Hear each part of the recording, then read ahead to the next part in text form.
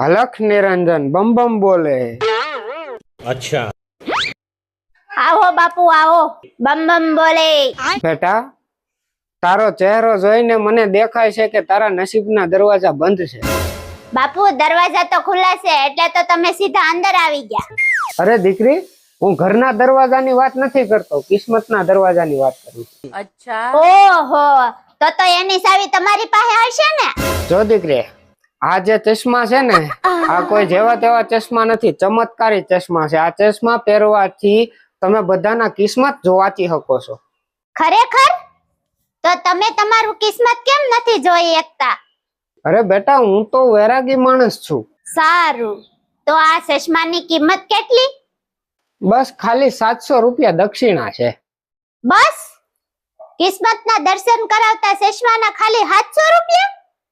બેટા, આજે ખાસ ઓફર છે. બાપુ એક વાત કહું? બોલ બોલ બેટા.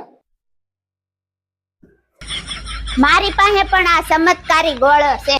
બોલો, એમાં વળી શું ખાસ છે? અરે બાપુ, એમાં તમે નાખો ને એ સીધું ડબલ જ થાય. તું શું વાત કરે છે દીકરી?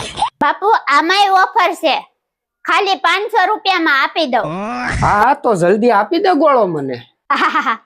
બાપુ, આ તમારી ચમત્કારી ચશ્મા અને મારા ગોળો એ બે એક જ કંપનીના છે, પ્રાઇવેટ લિમિટેડ નારાયણ કંપનીના છે.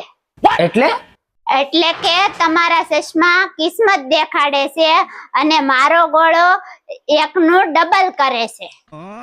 અરે આ તો મારી ટ્રીક મારી ઉપર જ વાપરી નાખી. બાપુ, ઈ ચમત્કારી ચશ્મા છે ને ઈ મારી દક્ષિણા સમજો. બમ બમ બોલે. આજકાલના છોકરા તો ભાઈ બહુ ખતરનાક થઈ ગયા છે.